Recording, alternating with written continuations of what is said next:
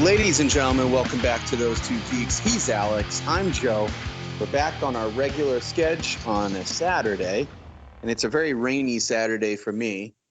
So just had to do some errands, and we figured we'd catch up. Obviously, there's no real show format of what's going on, but I had the, I'll say it loosely, pleasure of seeing The Flash in theaters this week. And yeah. Break down. Yeah. So, full disclosure, normally we won't talk about a movie until we've both seen it. Right. And if we do, we rarely will ever actually talk spoilers. I have no intention of seeing The Flash in the theater. And I said to Joe, I don't care if you spoil it. So, I know very little about the movie. Joe is going to talk about it. I'm going to react, and then we're going to find out just how much of a mistake it was for me to not go and see it, and how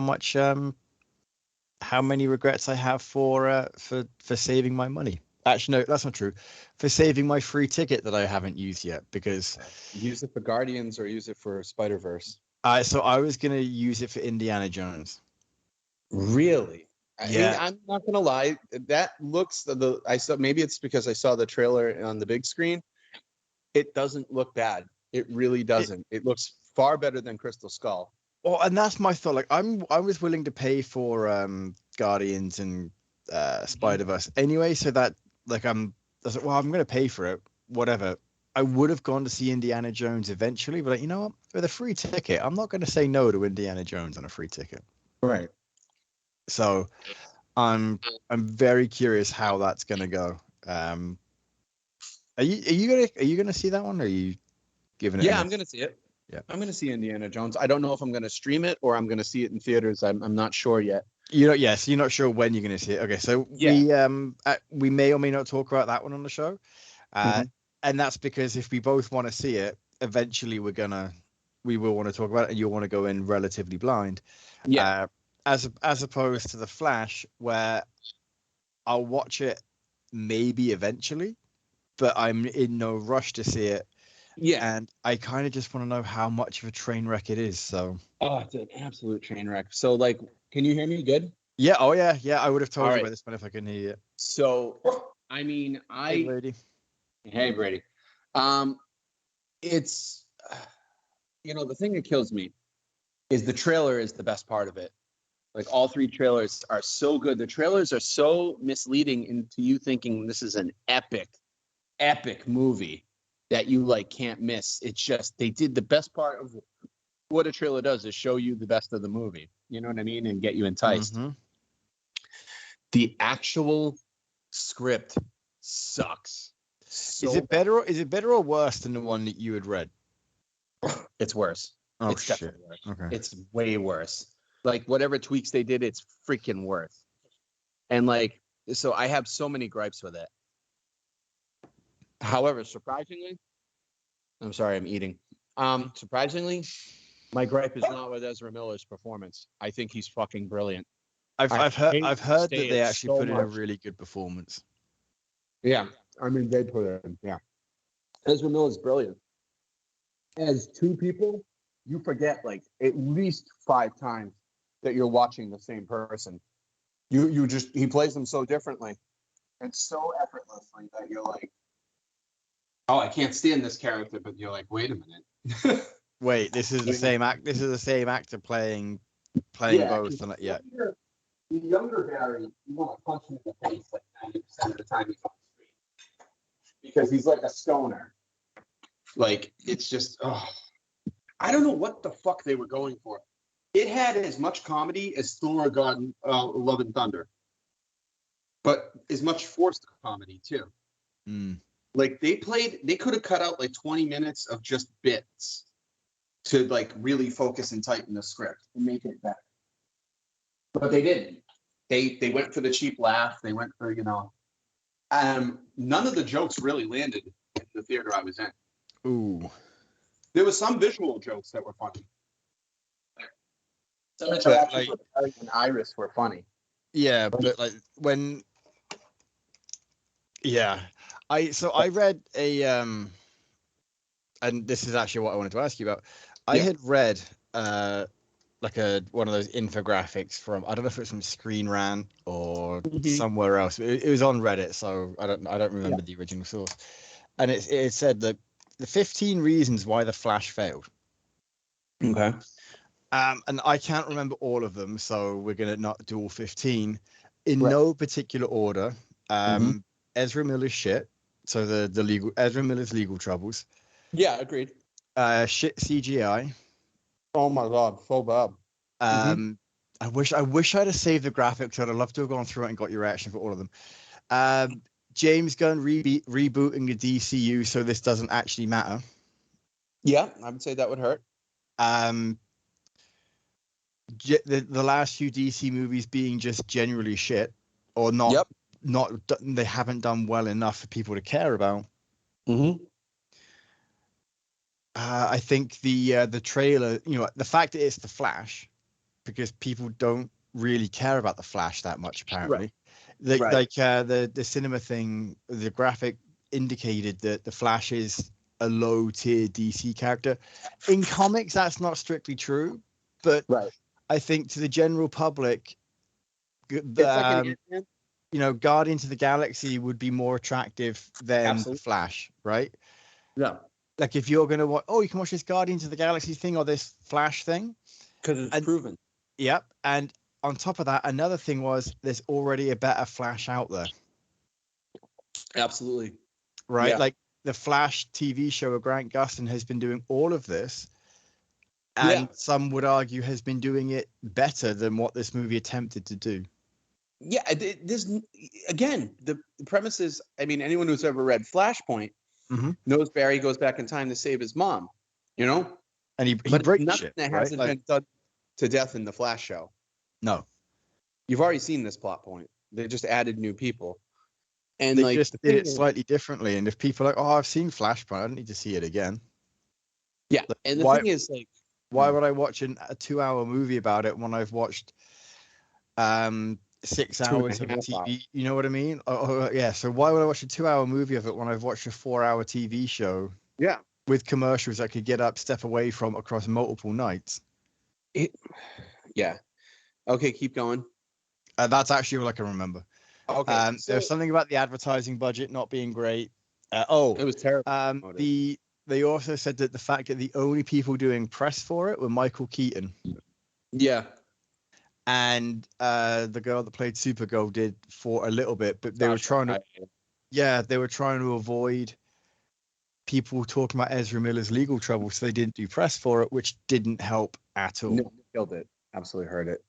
The other thing is, if you watch the things that Michael Keaton did, they were all about Michael Keaton. He's like, go see the Flash. It has Batman in it. Yeah. We all know Dad wants it. Like, he just totally discounts the Flash. Right. And that also doesn't help it. This movie seems like a meta, self-aware movie of characters in it that are like, this isn't that important of a movie. I swear to God, they're all like, I don't know, like they all basically treat Barry like he's second fiddle of everything.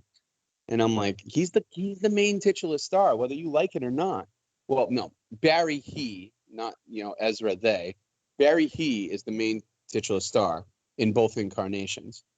And, how they find that he can run back in time is just clunky. Like, he just does it by accident. He's just running after he goes and visits his parents' house, and they're long gone. He just happens to fuck. Yeah, he runs and he's crying, and that's fine. And he just breaks the speed barrier. But here's the worst thing. You thought the Council of Kangs was bad CGI? And I did. Yeah. You haven't seen anything until you see Barry enter the Chrono Bowl. Like, it's not even a good time travel. It's like really bad video game PS2 graphics. Like, breaks in, and then it's like a Chrono Ball. It's like this big stadium, and it's CGI, not even like video images. Video images would have been great, but it's CGI interpretations of his past. Like, and they just look completely unfinished. And that's the only time Henry Cavill makes an appearance is really bad Henry Cavill CGI. Like, that's how dirty they do him. They bring back Wonder Woman. They bring back Aquaman in the flesh. But Henry Cavill gets shafted. So stupid. So stupid. I don't think Ray Fisher wanted to be part of it, probably. I think he might have said no. But I don't know. I don't know for sure. But, like, he was wise if he said no. I mean, other than a paycheck. But, yeah, so the Chrono Bowl thing. And then, basically, Barry's looking at all his stuff. And then he goes back in time 5 minutes before. And he talks to Bruce Wayne. Now, him and Bruce, like, meet outside his apartment. Bruce is in, like, a fucking Maserati all the time. And no one asks questions why, like, in the shitty part of Central City, Bruce Wayne is sitting there, but he's not. He's just sitting outside. And he's like, Bruce is like, so you went back in time? Ben Affleck, Bruce. And he's like, yeah, Bruce, I went back in time. He's like, okay, don't do it again. And he's like, why? He's like, I can go back. I can fix things. I can bring my mom back. I can bring your mom and dad back. And Bruce has like one of the best scenes in the movie. And believe it or not, the Ben Affleck Snyder stuff is like 20 minutes of the movie opening. It's not a short cameo. It's like a minute interlude into the movie. Like, it's a whole thing. You get a lot of Batman. You get a little bit of Wonder Woman, more than you would think. Yeah, they that part of the movie I got no problem with, except for the very, very opening scene I do have a problem with. I'll tell you that in a minute. That is the most disgusting scene I've ever seen. So I actually found the article, so I've got to scroll through it to get to the 15 things. So this is in order. So number 15 was Ezra Miller controversies, which we've gone over enough. The Flash's press tour was weakened by no Ezra Miller. They also said it was weakened by Michael Keaton. He was conspicuously absent, although the reason is a little less complex. He's filming Beetlejuice 2. Yeah. Right. So he's doing other shit, and he's talking about Batman. He didn't care about the movie. No. The writer's strike hurts wider promotion, which I would not have counted. I didn't think that would hurt, but okay. It's the late night talk show. So you don't get people like, say, Ben Affleck on Conan O'Brien talking about that because they don't have the right. It's like that controlled interview style thing where they can sidestep thing that wouldn't have helped. Okay, so that makes sense. Fan and early screenings hurt, but not in the way you're thinking. Fan and early screenings hurts. I want to punch these fans. All these people who had the test screening that said that this movie was one of the best superheroes ever made and up there with The Dark Knight should be sterilized. I am like, that must be what they mean. The false, that and the fact that they spoiled cameos, right? Like, you had Nicolas Cage's Superman coming out early. That kind of thing happened. Like it's. I get it. It makes sense as to why that wouldn't be good, but they also let so many fans in to see it early that they then wouldn't have gone to see it on opening night, right? Like, if I got to see it early, I'm not going to go see it again on opening night. No, definitely not. Now, they did say that the early June, the version wasn't finished, so including like certain cameos weren't fully there. Maybe. And it was done in some ways done to protect spoilers, yada yada yada yada. Yeah. But everything else was fair game. So, the bad CGI narrative took over. Horrible. Because if it was bad in the finished product, imagine how bad it was in the unfinished product that people were seeing early. Oh, I don't know. I can't imagine it worse. I mean, yeah. Audiences don't love this version of the DC universe. Which, again, totally fair.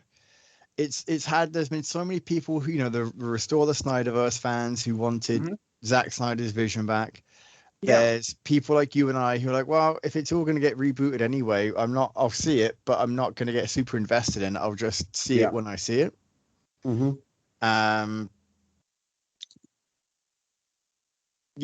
Like, it's like DC hasn't had a good good starting off point for their movies. No.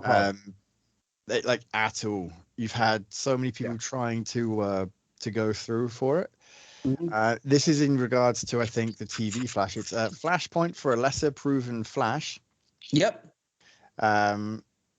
Miller's been attached to the role for the better part of a decade. Their only appearances are a quick cameo in Batman v Superman: Dawn of Justice, and Justice League, and a starring role in the bombing Justice League and the streaming release of Zack Snyder's.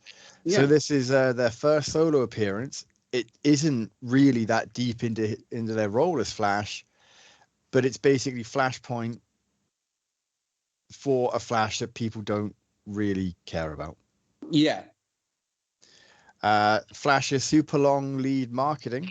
I can see that because I thought this was coming out a long time ago. Yeah, of course. And this was announced 10 years ago, right? This movie. So yeah, it's been delayed and delayed and delayed. Well, it went through like 3 different directors. Mm-hmm. Yeah. Then the nostalgia does nothing. That's not true. I would disagree with that. I would disagree with that as well. The nostalgia makes it a watch. Yeah. If you're gonna. Yep. The incredibly tight limitations of the multiverse is another one. I don't understand that, but yeah, they don't really use it. They do not use it well. They announce it, but they don't delve into it. It's like they wanted to save money. Mm-hmm. And I think when this was announced in mid 2020, the multiverse was. I'm reading this from the article. The multiverse still seemed like a fresh concept. There had been Spider-Man Into the Spider-Verse, but otherwise the idea was still the reverse of more obscure sci-fi, or it was still the reserves of more obscure sci-fi. Right. Since then, you've had Endgame, WandaVision, Endgame, sorry, you've had WandaVision, Loki, What If, Spider-Man No Way Home, Doctor Strange in the Multiverse of Madness, Ant-Man and the Wasp in Quantumania. Yep. They've all played with the concept of the multiverse. Yep. So the one unique selling point of the Flash has kind of gone away. Yeah. Like it's just one of those things where it's the Flash is too late to the party for the multiverse thing. Yeah. The confusion and conflict with the CW. Yeah. Because Grant Gustin is the most popular version of the Flash. Right. Like people, if you told me to point out who the Flash is on TV, like quickly out of between Ezra Miller and Grant Gustin, I'm not pointing to Ezra Miller. Right, I know. Blah blah blah blah blah. James Gunn's DC universe makes the whole thing a moot point. Yep. Right. Definitely Any DC movie in 2023 is basically a lame duck. Yep. Shazam, The Flash, Blue Beetle, and Aquaman 2 have all being released after the company stated plainly that they don't matter. Yep. Even though James Gunn says that Blue Beetle's the start of the universe. Yeah. Right. Or he's the first DC universe character. So yeah. Well, continue. The best superhero movie ever narrative didn't work. No shit. Horrible. Superhero fatigue is real. Yeah, I can see it.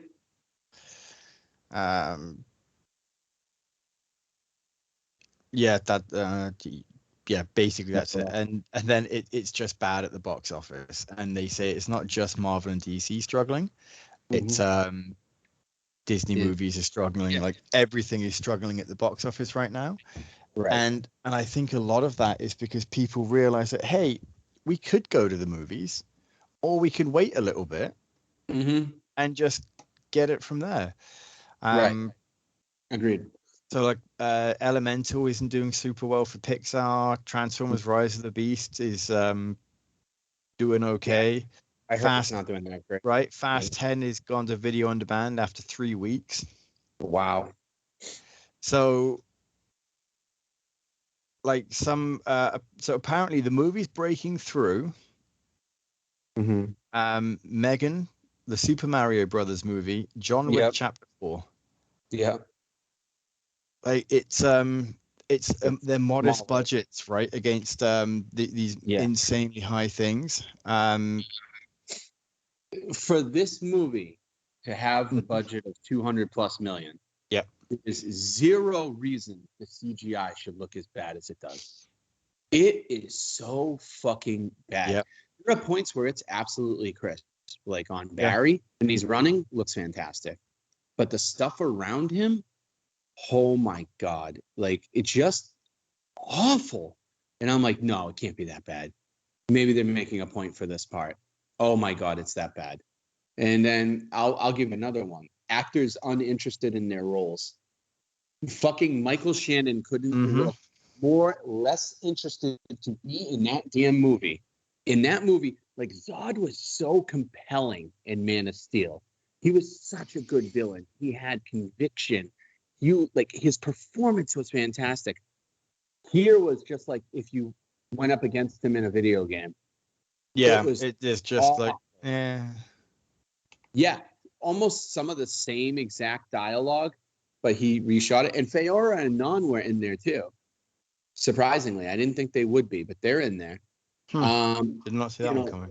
The Kryptonian fight is good, but it's just anticlimactic. It's, I don't know. I'll continue on. So the main problem I had, I almost walked out of the movie in the first 4 minutes. That's how bad it was. Because the opening scene was just fucking nuts and should never be recreated in a movie ever again. I don't know what Andy Muschietti was doing. I don't know if he was on fucking acid when he came up with this part of the script, but it's the stupidest thing I've ever seen on so many levels. So basically, Barry, they open up with like the Super Friends. That's essentially what it is, which makes it so much weirder for me because it doesn't fit the tone of Snyder's characters. So like, it opens up with Barry getting a coffee and then Alfred calling him from the Batcave, Jeremy Irons. Like, Master Barry, you have to go to Gotham Central because there's a problem at the hospital. And he's like, well, why can't Batman go do it? Fair question. Oh, Master Wayne's a little tied up. Like, he's going after Falcone's son or something, like who escaped prison. So that's like a cool chase. Really cool Ben Affleck chase. Really cool Ben Affleck costume. Weirdest thing in the world is when he's in the bat suit, looks nothing like Ben Affleck. It's the craziest thing. I like couldn't unsee it. I'm like, is that Ben Affleck? Like I couldn't even tell. Interesting. It didn't look like him at all because like the face is so much more padded and there. Like I don't know. But anyways, Barry goes to there's like a water main that breaks under Gotham General, and he's like, he goes, I get it. I'm the janitor of the Justice League, but it would be nice if if you had somebody else. He's like, couldn't you have called Clark? And he's like, that was my first guess. He's like, okay, well, what about Aquaman? He was my next. What about Diana? She was my next. He's like, when did I come in? He's like, you were last, type deal. And like, that's fine. But then he gets out and Alfred's like, Barry, the hospital is the structural integrity of the hospital is really bad. You better stay there. He's like, the hospital looks fine. I gotta go because he's like late for work again. His forensic science job. He's late, and fucking all of a sudden the girders break for the the what's it called, the foundation of the hospital, and the hospital starts tipping down. That's not the problem. I got no problem with like a big building falling down. It's always like very cinematic.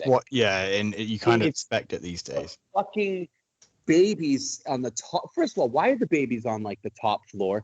The maternity ward's like the next to top floor of the entire skyscraper. I feel like that's not typical, but I could be wrong. Exactly. And the other thing is the cinematography for that scene, filming one nurse with all the babies, and the babies slide to the windows and shatter through the windows. So all the babies start falling out the window from the maternity ward. There's like 20. How big is this building? This building is like skyscraper size. Massive. That, unless there's some kind of structural weakness to that specific window, a baby should, like even in a crib, sliding, should not crack that window. Yeah, they're in the trays. Yeah. And, they're in like the carts, the metal carts. Yeah, they slide and shatter these fucking thick glass windows. Like, that's not even the worst part. So the babies go from being like real human babies in the first shot to like this weird Cabbage Patch CGI in the second shot when they're falling. But it's so stupid because like as the babies are falling, they're all in like immense danger from different things. Like scalpels are coming towards them, like a rock is gonna crush them. And Barry's gotta like race up the building and like save them all. And they've already like established that Barry runs on calories. So he has a watch that Alfred or someone made him that like lets him know when his energy is low, so his speed would be low.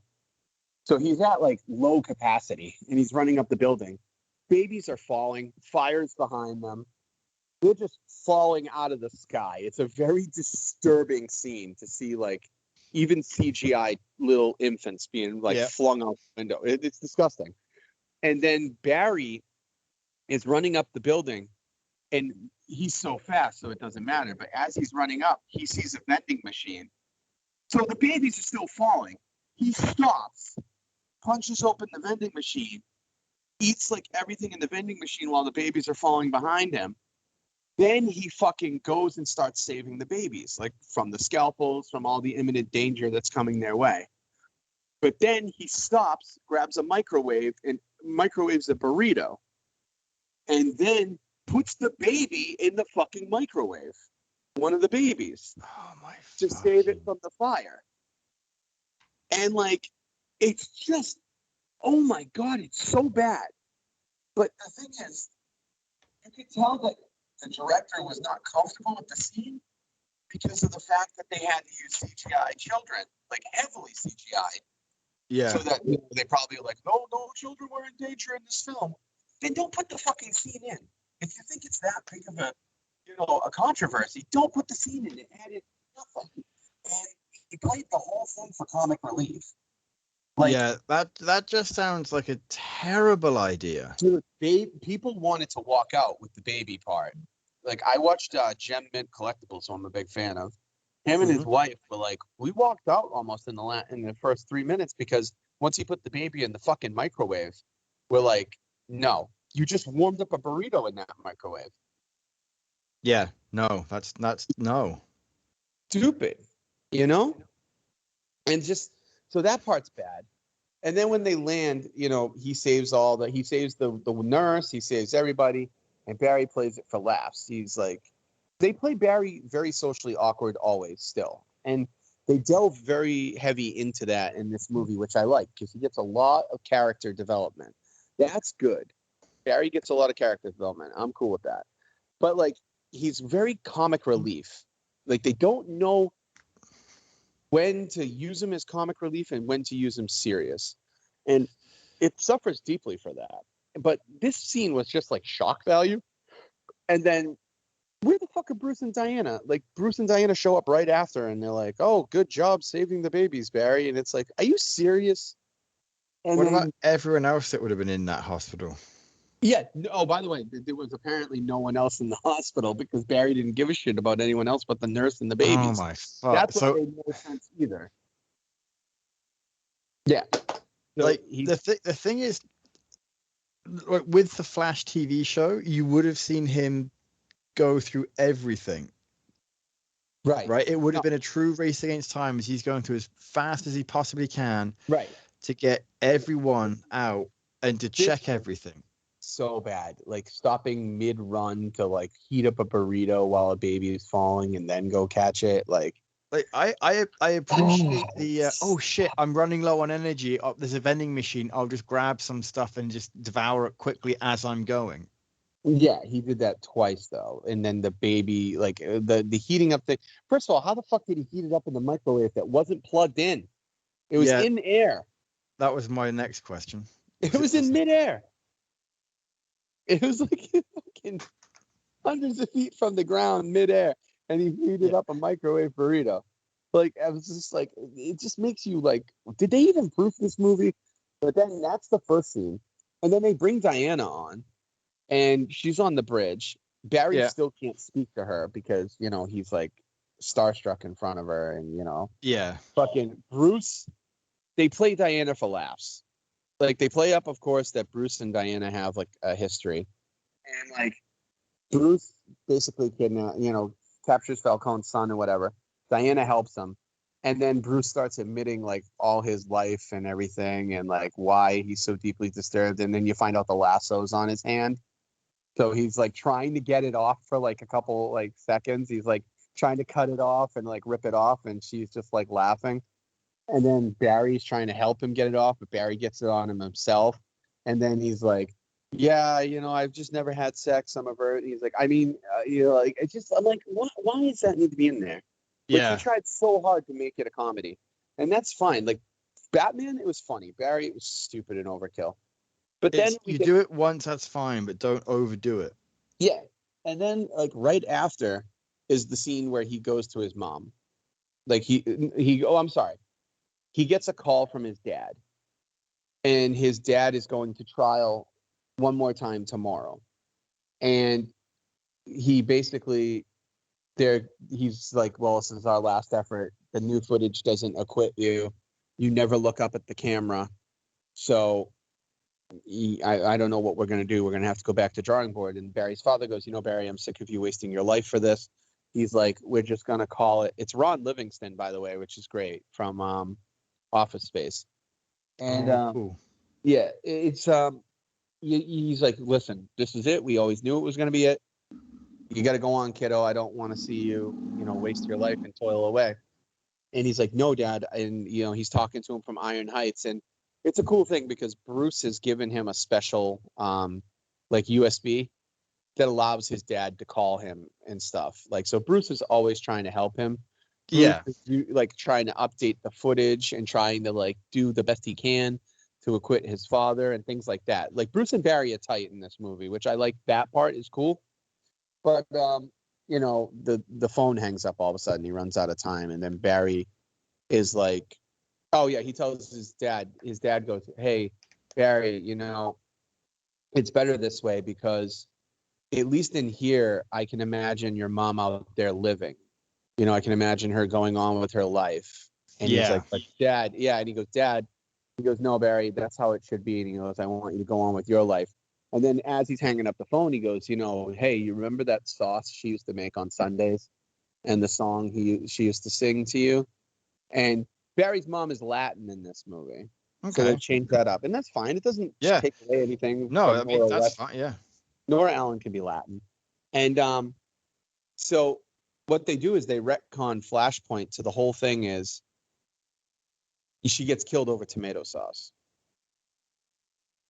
which Flashpoint was very bold when the comic came out. Like he basically was like, I'm sick of this. I want my mom back. And he's just like, goddamn the consequences. And he does it. And then he realizes how much he screws everything up by doing it. But like this was Barry's mom didn't have an extra can of sauce. So she sent his father out to go get it with Barry. I mean, not with Barry, but yeah, with Barry. Sends his father out to go get sauce.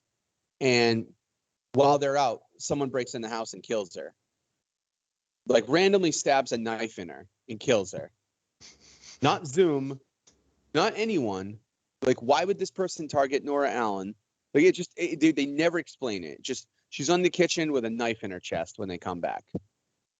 And it's just like, it's crazy. I'm just like, okay.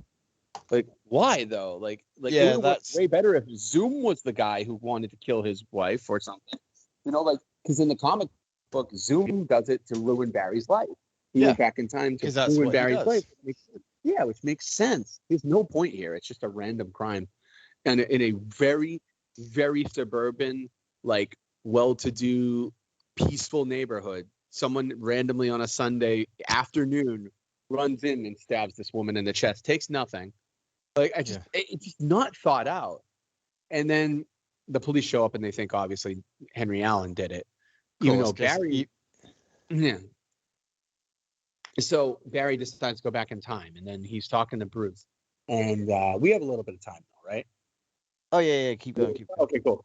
So Barry's talking to Bruce, and he's like, I can fix everything. I can do everything. And Bruce is like, you can also ruin everything, Barry. And like, this was the longest tangent ever, but this was the point where I was trying to make with Bruce's great line in the movie from all the way back 20 minutes ago.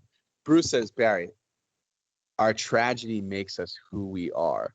We're not meant, the scars of the past make us who we are. We're not meant to go back and fix them. Yeah. He's like, live your life, not your past. He's like, but don't you want your parents back? He's like, Barry, I spent years trying. He's like, don't be me. And then he goes, I don't have anyone. And then Barry goes, you got me, Bruce. You got me. He's like, you want to go get a pizza? You want to go do this? Because Barry has no friends. And he's like, yeah, no. He's like, some other time, kid. Maybe some other time. And that will play in later. And he's like, thank you, but some other time. And he's like, okay. And then like fucking Iris shows up. And I'm pretty sure she knows he's the Flash, but she doesn't outright say it because she remembers him saving her. Remember, he wasn't in costume in the Snyder Cut. So she like stalks him basically. And like, they don't really go into it. They just like, he had a crush on her always. And like, she ends up stalking him and she's a reporter. And anyways, and she's like, oh, you got fancy friends there. Want to know why a billionaire is hanging outside your apartment? He's like, that's not a billionaire. He's like, that's Uber exec. Like, it's just stupid like jokes. And so Iris leaves and he decides to go back in time. And he goes back in time. But when he's back in time in the Chrono Bowl, the Dark Flash comes through and like shoulder tackles him and bumps him into a little bit further back than he wanted to be. Like he wanted to go back to the day his mom died. And Bruce said, don't mess with anything. He's like, but what if I go back and they're unaware? Like, what if I throw the extra can of sauce in my dad's cart? I mean, in my mom's cart. So that way, when she goes home, she doesn't need an extra can of sauce and I save the universe type of deal, which is like a very weird narrative. Like that one can of sauce is going to save the universe type of thing. Yeah. And so he goes back, he gets shoulder tackled, he gets knocked out, and he gets knocked out like 2 years prior to his, I'm sorry, he gets knocked out like 7 years after his mom died. But because he moved the sauce or whatever and got knocked out of the thing, he ended up in a reality where his mom lived. And he wasn't 10, he was 7, no, he was 18. He had turned 18. So he's supposed to go back in time and he sees his mom alive at their house. And like, instead of saying, job well done, I'm going to go back to my time. He basically does what any, I think, human being would. I know I would. He goes inside because he wants to see his mom. Now, remember, this is the part that this drives me nuts too. They have completely different haircuts. Younger Barry has a completely emo haircut. And current Barry has like a slick back, like almost spiked haircut. His mom, for some reason, interacts with him and isn't questioning the fact that he looks completely different with his haircut from like 15 minutes ago. Like that's another thing I have an issue with. But like 15 minutes ago, he had a totally different haircut and hairstyle. And then he just comes downstairs with a new haircut. And he's eating like crazy and he's talking to his mom and dad. And like they play it for jokes again. He's like, so they're like, how was school? And he's like, school? Oh, yeah. School's good when I go to school, that school. And then they're like, oh, well, do you, what's up with, he's like, hey, what's up with you guys? Like anything happened in the last like 10, 15 years? Like all of it? You want to tell me? You know what I mean? Because he wants to know, but his parents don't act weird. They're not like, that's a weird question. You know what I mean? Like, it's just so weird.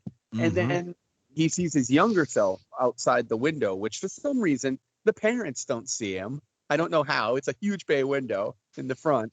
And Barry runs outside and tackles his younger self. And the parents don't wonder why he left. Nothing. He tackles him, and then he runs into his younger version of him. And he has superpowers, obviously. Not Barry, but our Barry has superpowers. And, like, the younger version of him is, like, this idiot stoner. Yeah. And so he's like, oh, my God, that's so cool. Do the thing again. Do the thing. So basically he's, like, blackmailing Barry to do, like, tricks, or he'll tell his mom that he's alive. You know, and he's trying to like convince his younger self, listen, don't be stupid. This could ruin the whole universe. We're not supposed to interact. We're not supposed to touch. We're not supposed to do this. And he's like, do it again, do it again, do it again. Like just childish shit that ate up like 5-10 minutes of the movie. And then like he leaves to go to his dorm room and you get to meet Barry's like fucking roommates.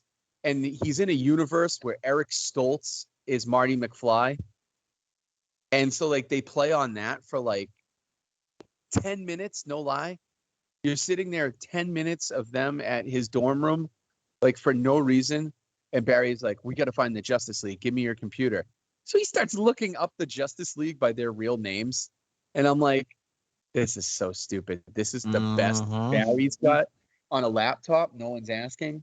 And so he's like, oh, Arthur Curry. Calls Arthur Curry, and it's an old man married to an old white woman. And he's like, are you the king of Are you the king of Atlantis? He's like, no, fuck off type deal. And like, it's just, then he looks for Clark Kent, and there's like 47 Clark Kents. He looks for, you know, Diana Prince, like everybody, Ray, you know, what's his name? Ray. Victor Stone. Yes. And then, yeah, so there's no one in this universe that like exists like them. Victor Stone is a college super or an NFL superstar, so he's like already past when he would be Cyborg. And then he finds Bruce Wayne. Now, somehow Bruce Wayne's address is listed, which makes no sense to me. Bruce Wayne's address is listed. So he's like, all right, we're going to go find Bruce Wayne. And his younger self is like, okay, cool, let's go. You know, it's just so fucking dumb. Oh, yeah, wait a minute, hold on. Before that, I forgot to tell you even the dumber part. So before he decides to find the Justice League, Barry decides to help younger Barry get powers so that they can stop Zod. So I really glossed over that. He falls into the universe, and it's the same day that Superman is being called out by Zod. It's People nothing. that the world is going to end. Nothing you're saying is making me want to see this. Nobody in Central City is concerned. They're just like watching a TV on the outside. There's no panic in the street. Nothing. Just, oh wow, this alien dude. Like, what the fuck? So he goes to Central City, to the police department, you know, to the laboratory where Barry first got his powers. So he tries to recreate the exact accident that gave him his powers because he's there like right at the exact time. It's like 5 minutes to go. And he gets him up there and he teaches, you know, he faces through the wall with younger Barry. And he sits Barry down and he's like, okay, I was right here. I opened up this window. The lightning's about to come through in 30 seconds. And he's like, it's going to strike the chemicals. And younger Barry's like, wait a minute. I'm going to get hit by lightning? He's like, are you kidding me? And he's like, yeah, but it won't, you know, don't worry. He's like, I don't want to get hit by lightning. You're not going to really get hit by lightning. The chemicals are going to get hit by lightning and they're going to explode all over you. And he's like, hell no, I don't want to do this. So he starts running away. And then the lightning hits. The lightning hits our Barry first, which makes a conduit to the younger Barry. One. So the powers get transferred from our Barry to younger Barry. And then you're stuck with like 10 to 15 minutes of like jokes of younger Barry doing shit with his new powers while our Barry is trying to mentor him. And that's when he decides, okay, I'm going to go find Bruce Wayne because Batman is the only person in any universe who could solve anything. And younger Barry's a total idiot. Like he runs around naked and like it's just so fucking stupid. I'm like, cut this part out of the movie. Like just make it a tighter movie without the jokes. It might be somewhat okay. But they go and find Bruce Wayne. And of course it's the Bruce Wayne manor from the Tim Burton verse from 89. You know, the music plays as you pull up to the manor and like, they go in the manor, which the door's unlocked. They just walk in. And they're walking around his kitchen. And then you all of a sudden see old gray-haired Howard Hughes, Michael Keaton, who's a drunk, of course. I don't know why. In every fucking universe, Batman becomes a drunk in his older age. And he just starts like Krav Magaing them, like from the chandelier and stuff and fighting with them. And he beats the crap out of our Barry, but younger Barry is like obviously fast, so he can't do anything about it. And then they just finally stop, and he's very Michael Keaton, and he's like, "Oh, so you got powers? Okay, all right." He's like, "And you traveled back in time, right? Okay, and you ended up here. All right. So okay, you guys want spaghetti?" And he just like starts making them food, and you're just like, "What?" Like it's not the deep, dark, disturbed Bruce Wayne that you're used to from the Tim Burton verse. He's like a very much more like casual. He's like, "Oh, all right, cool." And he's like, "Well, so what are you doing?" And he's like, "I'm looking for Superman." He's like, "Superman?" He's like, "He flies?" And he goes, "Yeah." He's like, "Okay." And he's like, "Isn't that a little on the nose to like call him Superman?" He's like, "You call yourself friggin' Batman." He goes, "Yeah, but I don't call myself Super Batman." You see what I'm saying? And like fucking they just start doing this thing over spaghetti about like how the universe is like spaghetti and strands like with the multiverse. So basically Bruce Wayne is the smartest in every universe. And for some reason, he's not fazed by two time travelers. I mean, by one time traveler and one superpowered being that he's never seen before. Like he's just unfazed. Even though they don't have metahumans in this world. He's completely unfazed. He's like, "All right, cool. Yeah, all right." Like And he they're just like, doesn't have a doesn't care. yeah, super Just- casual. Like nothing phases him. And then he's like, "All right, well, you guys can stay if you want, or you guys can go." And they're like, "Are you gonna help us?" He's like, "Nah, I don't think so. Pass." And they're like, "Come on, you're Batman." He's like, "Nah, I was Batman. Now I collect and I paint." Like it's just stupid shit. So they end up leaving. And as they're leaving, they find a well and like in the front yard, basically, or the side yard. I can't really tell. And they're like, "I bet the Bat Cave's down there." He goes, "Phase through there." He's like, "We're gonna use all his bat shit." He's like, "What?" He goes, "All his bat gadgets. He's got to have a cave." So fucking Barry phases through, opens up the manhole, and they go right down to the Bat Cave, easy peasy, no security whatsoever. Just crawl down a big ladder into the Bat Cave, turn it on, use all the computers, and then Barry's just researching using the Bat computer for like days. And then he just looks up at the camera and he's like, "I know you're there, Mr. Wayne." He's like, "You would want to help me." He's like, "My Bruce Wayne would help me," and this and that. And he goes, "I know how you lost your parents, and I know you'd want to get them back, and this and that." He's like, "We could really use Batman." And, you all of a sudden get Bruce conflicted, and he fucking, then Barry wakes up and he has a cup of coffee next to him, like a hot cup of coffee. So, Bruce is down there. And Bruce is down there, like, cleanly shaved and, like, his hair cut and everything. And he's like, "All right, I'll help you find this Superman. No problem." Like, just like that, "I'll help you find this Superman." Like, it's just so thrown together. It's like fan fiction, And, like, he's like, "Okay, so where are we going? Siberia? Cool. Oh, the Batmobile's in the movie for 1 second. They pull the sheet off of it, and then younger Barry falls asleep eating snacks in it, and that's it. No actual footage of the Batmobile moving or anything. It's all about the Batwing. They hop in the super bat plane and they just go off to Siberia. Meanwhile, our Barry has no powers. And Why does they he go have off no to Siberia powers? because his power is transferred to younger Barry. Ah, okay. Yeah. So, like, remember in Flashpoint when Barry fixed, like, he went back in time, he lost his powers when he saved his mom, and he had to have Thomas Wayne strap him to the electric chair and, like, recreate his powers. Yes. Yeah, I do know, yeah. Don't worry, they go through that too. And they play that for laughs as well. And they do it like twice unsuccessfully. And then, it's just a whole. Anyways, they go and they find Kara instead of Clark. And this part is cool. Like Batman, like leading the charge, doing his Batman stuff against all the Russian army is awesome. But it's super wicked, far-fetched for Batman to, like, even just Batman to take them all out. And then human Barry doing nothing. Like he's like running around, like barely dodging things, tripping over stuff, and like somehow like getting victories.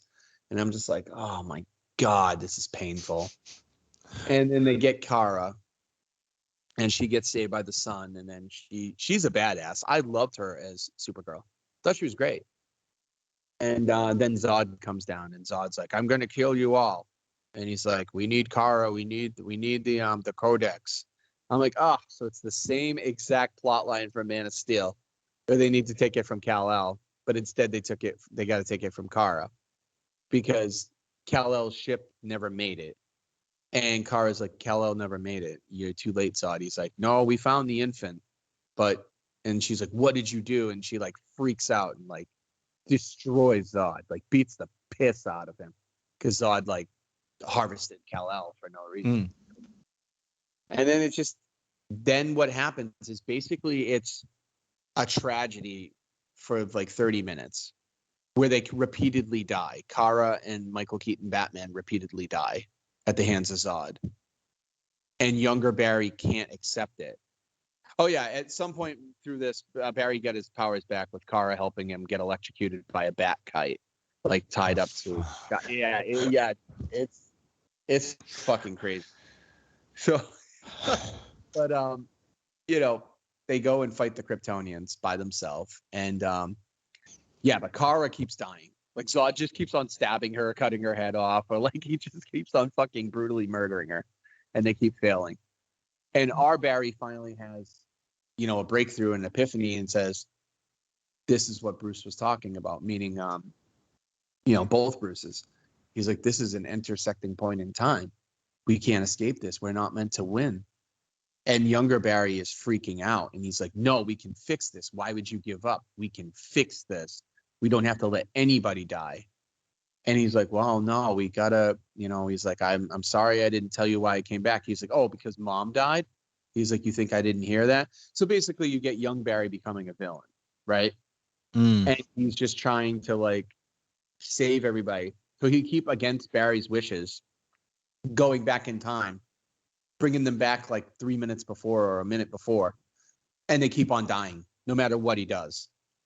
So they do it like over and over and over and over again. I think like 5 times they do it. And then it creates a time paradox where younger Barry is just like, he's just cracked. He's like, I don't understand why we can't save them. He's like, maybe both of us can save them. Maybe you need to do it at this time and I do. And he's like, "Barry, we got to stop." He's like, "I realize now that this is selfish." He's like, "We're going to destroy the universe if we don't fucking stop," type deal. And he's like, "No." He goes, "We can fix this." And then because of the time paradox, you get the Dark Flash, who's revealed to be younger Barry. And he's kicking the shit out of them, like they just can't beat him. And what happens is, this is what makes no sense to me. I'm still confused at this. Among many other things, this is the climax of the movie. So they're in the Chrono Bowl. Younger Barry's trying to set everything right. I mean, not younger Barry, older Barry, our Barry, trying to set everything right. So you start seeing his world change with each decision. And for some reason, the world becomes completely focused on Superman. So like in the Chrono Bowl, you just get images of George Reeve, then you get Christopher Reeve and Helen Swanson. Helen Slater. And they use magnificent CGI on Christopher Reeve. It looks phenomenal. And I don't know if it's CGI on Helen Slater or they're de-aging her or whatever, but it looks great. You get no Brandon Routh and you get no Henry Cavill. Like every other iteration of Superman you could think of, but no Henry Cavill. Like he was in the shitty CGI at the beginning and that's it. Then you get the Nicolas Cage scene, which is like a deep fake Nicolas Cage, clearly. And it's basically Nicolas Cage fighting the Thanagarian snare beast from Kevin Smith's script. The big spider Thanagarian thing. And it just, that CGI. Dude, first of all, if they could have got Nicolas Cage for just that 30 seconds, I would have gave this movie a higher score because that would have gave me something. But the fact it's a deep fake Nicolas Cage really irritates the shit out of me. And you get to see like the costume and what like would have been. Because he would have done it. He absolutely would have done it. They just didn't want to pay for it, clearly. Yeah. So fucking you get that. And I don't know why Superman became the huge focus for that part of the movie. It made no sense to me. But then Dark Flash just like flipping out that like Superman is present because he's going to ruin everything. Like, I'm like, what? And like Dark Flash is trying to do what Barry was doing and save their mom. So it doesn't make sense why he's stopping Barry. Like, I'm so confused. But then he tries to kill older Barry, Dark Flash, with his spike. And younger Barry jumps in front of our Barry, gets stabbed through the back. And because he got stabbed, since he was Dark Flash, him and Dark Flash die. And that's how they beat Dark Flash. What? But Barry doesn't die. Do you see what I'm saying? It doesn't, like, it's so confusing. I'm like, wait a minute. But younger Barry is, but in the movie, Michael Keaton says that time is like different strands and things like that. So there's multiple versions of you or whatever. But I still don't understand how a direct version of you from the past wouldn't kill your future. Like, I don't know. They don't even gloss into it. They just, whatever. And Barry goes back. And then the best scene of the movie, and it's the most heartbreaking scene. And so you're going to say the credits, aren't you? The best scene in the movie is when the credits happen. No, it's before the credits. Oh, are you kidding me? The credits is absolute shit. Wait till I tell you what that is. Oh god. Oh, I know. I meant the actual the names on black rolls. Oh, no. The best scene in the movie is where he just finally decides. He's back in his universe again. Finally. And he's back on the day where his mom died. And he's in the store with the, next to her in the aisle with the sauce. And he's wearing what his father wore that day on camera. Now, remember, his father never looked up so that he didn't get acquitted. So Barry's wearing the exact outfit. And basically, he sees his mom. And this is the best acted scene in the movie. And he's like shaking. And she's like, "Oh, are you okay?" And he's like, "No." And she's like, "Oh, what's the matter, hon?" And he's like, "I just miss my mom." And she's like, "Oh, I bet she's very lucky." And he goes, "Yeah." And like, he starts crying and you're like, wow, that's powerful. And she's like, "Well, let me give you a hug. I'm sure you need it." And he like hugs her and he's like, "I just really want to see her." And she's like, "I bet she wants to see you too. Moms need to hear that kind of stuff. So go tell her." He's like, "I will." And he lets her go and he freezes time and he's like, "I love you, Mom." And he takes the sauce out of her cart. And so basically, because of the way the time loop works, Barry already did this before. So it's heartbreaking that like he's his own worst. Like, he's already tried several times to do this in the past and he's creating the loop again by taking out the sauce. And he knows by taking out the sauce, she's going to die. And he lets her go and he just breaks down and it's like heartbreaking. And I'm like, man, this is amazing acting. Like, they are phenomenal. I don't care. Yeah, might be a dirtbag human being, but they are absolutely phenomenal on screen. They've got it. They can act when they're given time. Yep. And it's I mean, that's just it sounds like in front of the camera, at least they've got their shit together. I just think when Barry was giving something really of substance to do, they nailed it out of the park every time in this movie. It was a joy to watch those parts. But, there was just too much funny shit and stupid shit in between. And then the credits is no different. So you're back in his universe. He gets footage from Wayne Enterprises, new footage that acquits his dad because it shows his dad looking up. So his dad's a free man, which is great. All is right with the world. And that was like his reward for putting time back. He gets his dad free. Yeah. And I thought that was really cool. But then you have him talking to Bruce. And he's like, "Oh my God, I'm so glad to be back. You'll never guess, I've got so much to tell you and this and that." And he's like, "All right, Barry, tell me in a few minutes when I roll up." He's like, "All right, great. I can't wait to see you. It's been a long time." Who rolls up? Take a guess. It's going to be I don't know because I don't have any idea as to what they would do at this point. Yeah, who could show up? It's going to be something ridiculous. So like, it's not Ben Affleck. Just take a guess. Michael Keaton. It's fucking George Clooney. Are you fucking kidding me? That's how they end the movie. It's the stupidest ending. George Clooney gets out of the car and he's like, "Hey, Barry, how's it going?" And Barry goes, "Who the fuck are you?" And he's like, "Barry." And he's like, "Oh, god damn, I fucked the universe again." You know what I mean? And that's how it ends. Oh, they're fucking this movie a lot for a PG-13. Like, a lot. Michael Keaton says it. Like, everyone says it. Except for Sasha Kaye, I think. But everyone says fuck. Like, at one point. I'm like, is this a Kevin Smith movie? Like, that's the movie. And there's no end. Oh, there is an end credit scene after that. After the mid credits, it's Arthur Curry and Barry walking around the block, and Arthur's drunk, and it's Jason Momoa, and he's completely drunk, and he just wants more beer, and Barry's like, "Come on, we can go up to the apartment." He's like, "No." He's like, "Take this to the store owner." He's like, "Arthur, this is Atlantean treasure." He's like, "Yes, tell them that. Lots of bottles, please." And like that's how the movie ends, just on a joke. And I'm like, you had the opportunity after a brilliant scene with him in court and his mother to like give you a real true starting point of the universe again, so that fans would be like, all right, this is where we're going. No, they play it for laughs with George Clooney and Arthur Curry at the end, and that's it. That's how the movie ends. So stupid. That's so stupid. For 2.5 fucking hours of being invested. And it's like, I don't know how it's going to play out at home.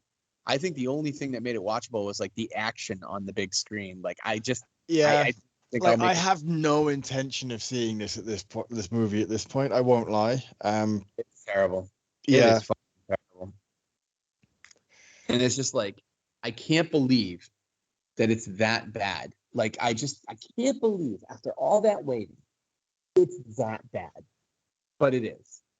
It had glimmers of hope. And then here's the thing that makes me really upset is James Gunn proclaimed this was like one of the best superhero movies he's ever seen. He stands behind this 110% in this vision.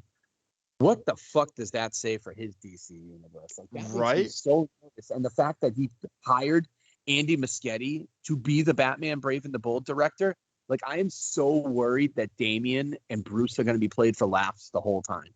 Like I am petrified because of the way this guy's directing is. Like I just oh my god, everything's a joke to him, dude. Everything's a joke. Like there's no serious beats in the movie because they're always broken up by jokes. And it's like like the substance material is so good. The source material is amazing. There's so much good stuff available, but it's just not there. Man, like at this point, there are a few reasons I wasn't going to see it anyway. Your review is definitely the nail in the coffin. I'll wait till I can get it at home. Horrible.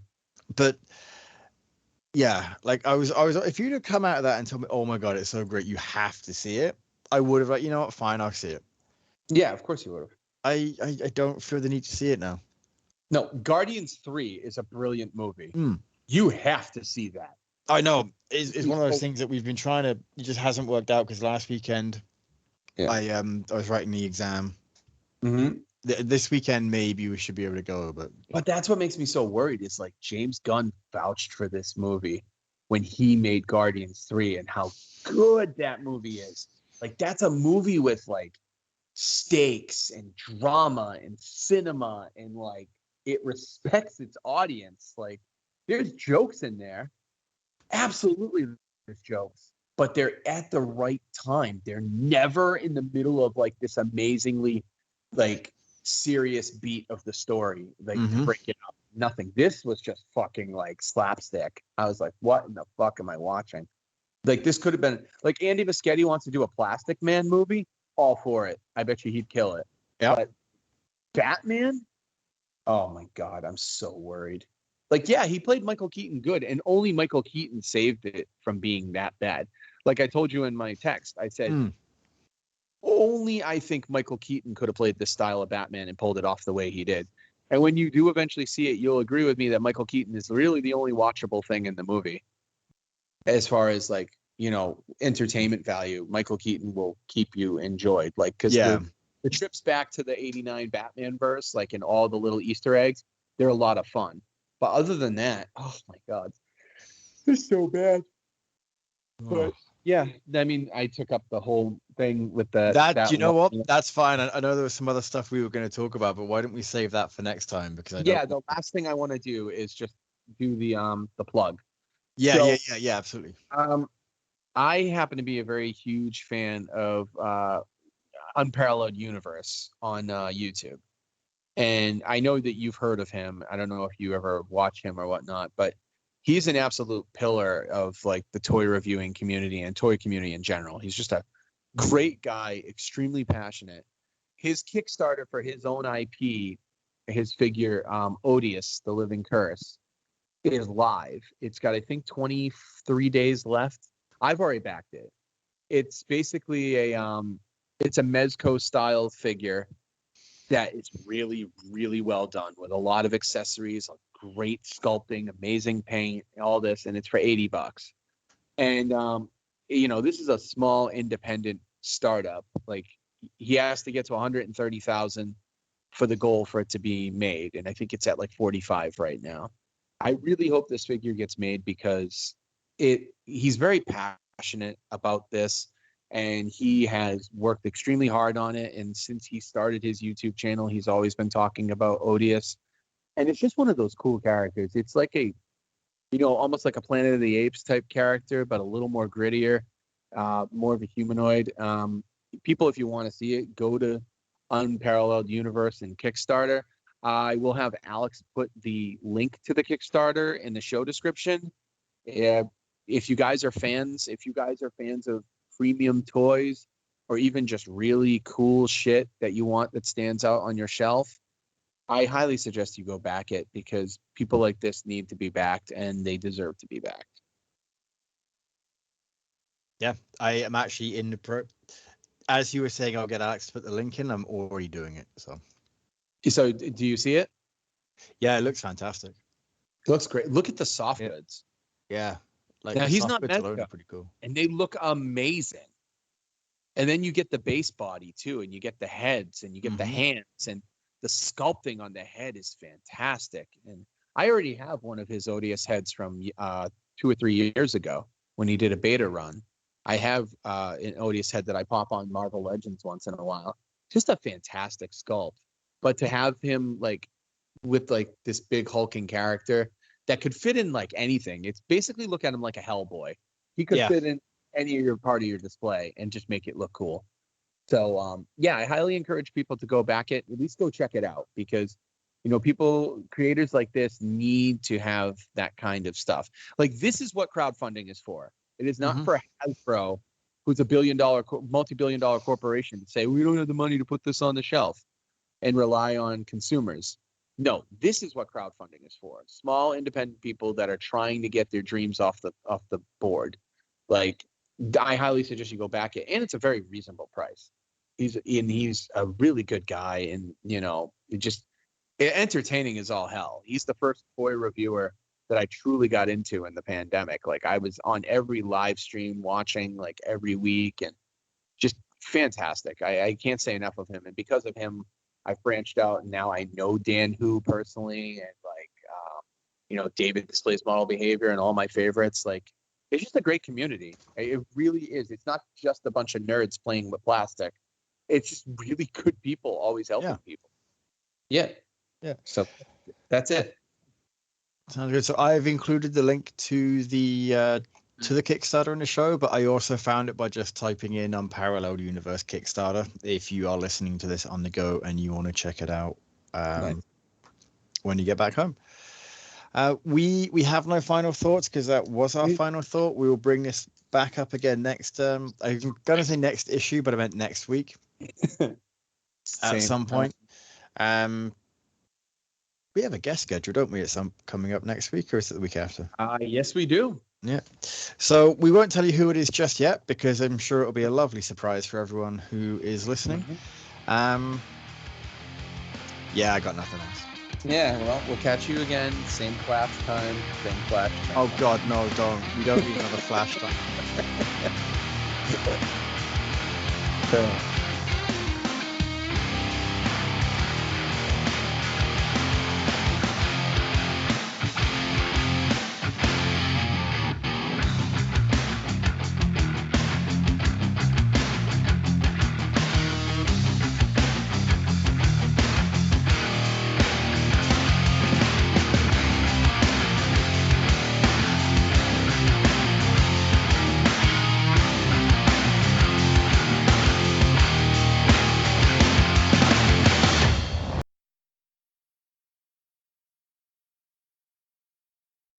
Hey, thanks for watching the previous video from Graphic Policy Television. Just by watching, you help support our site. Thank you so much. Now, if you're watching these videos, you probably care about geeky things like movies, television, comic books, toys, games, video games, you name it. You can go and subscribe right now to our YouTube channel to stay in touch and catch all the new videos, or check out our website at graphicpolicy.com. There's a nice link on this end of the video. But as always, thank you for watching. Keep on rocking and keep it geeky.